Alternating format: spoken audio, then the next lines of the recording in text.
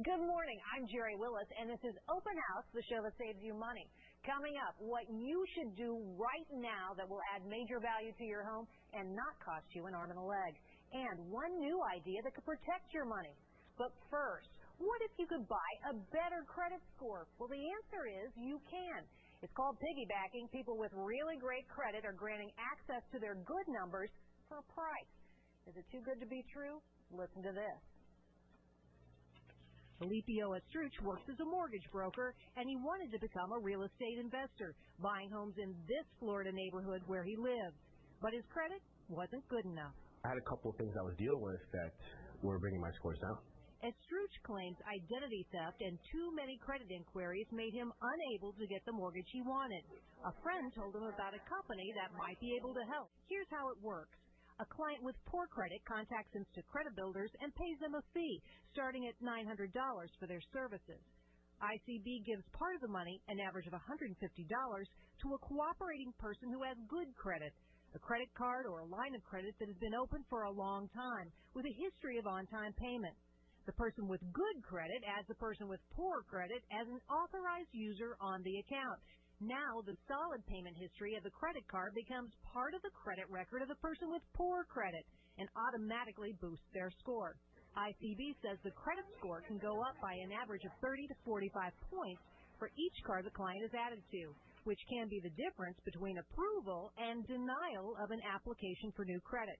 Instant Credit Builders says it's found a loophole in the credit scoring formula that helps clients get a fresh start. We came up with, so you can see why people would want to do this. For example, let's take somebody who had an original credit score of 580, not a good score. Okay, let's say they wanted to have maybe 180 extra points, a new credit score of 760 that they're willing to pay $3,000 to get to a firm like Instant Credit Builders. Now, if they were getting a $300,000 mortgage, each and every month they would save $541 on that mortgage because of their better credit score. That means that this would pay for itself in approximately 6 months. Now, John, I want you to tell me, what's wrong with this picture? This sounds too good to be true. Well, it sounds too good to be true because we're finally able to throw the American people a rope to help them climb out of the hole, basically the hole that they were thrown into, through terrible practices like subprime lending, predatory lending practices. When we look at the facts, there's 250,000 homes that are in pre-foreclosure right now in our country. This is literally a disaster on the scale of Katrina. All right, John, so you're saying that your program will actually help people out, will help them get the credit that they need and deserve. Boy, Bob, I bet you've got some objections. I see a couple problems here, Jerry. The first problem I see is that these people are buying credit scores. And historically, we always underwrite files based on that person's ability to make payments on car loans, student loans, mortgages, and credit cards. If they're buying a credit score, how are we really to know that they have the ability to make the mortgage payment? Secondly... Well, wait a minute. Let's take these one at a time. John, jump in here. So what's the, come on. I mean, the bankers don't know what they're dealing with. It's a black box for them. People are buying scores. They don't know if they're good risks or poor risks.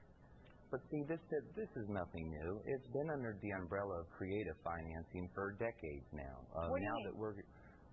People have been adding people as authorized users. Mainly it was head mortgage lending professionals that would help clients get into their homes. Or John, mom and dad did it for the kids. So what do you say to that, Bob, that, come on, this kind of practice has been going on for a while? Well, mom and dad helping the kids or a spouse or helping a significant other is one story in itself. These are people who are buying other people's credit card history, and they may not even know that borrower. They have no relationship with that particular person. That person is doing it for the money, and the person who is trying to help his credit score is trying to help something that he hasn't paid on time. And if credit isn't paid because of medical, marital, or job loss, that's one thing that we understand. But going out and buying a credit score and having underwriters look at that credit score that's not there, I think, is a potential problem, increasing the problem that we've already seen in subprime. So, John, you got to tell me here, is there any risk that somebody's going to steal my identity, whether I'm the person buying the credit score or the one selling it? Well, the person that buys the credit enhancement to their file, they never get a credit card, and they don't know the person who has basically invested to help them raise their credit. So there is we are the person that's in the middle there, and as I mentioned earlier, there are definitely contractual agreements between us, the cardholders, and everyone involved. And everyone is on the same page there, and it's a business, and just like you would use your credit card at any business. Is there a risk to the person who's buying the credit? Absolutely not. Our system is very solid, and we think we protect people very well. Well, John, I want to thank you for joining me. Bob, thanks for joining us as well. Great conversation, guys. Thanks a bunch. You're welcome.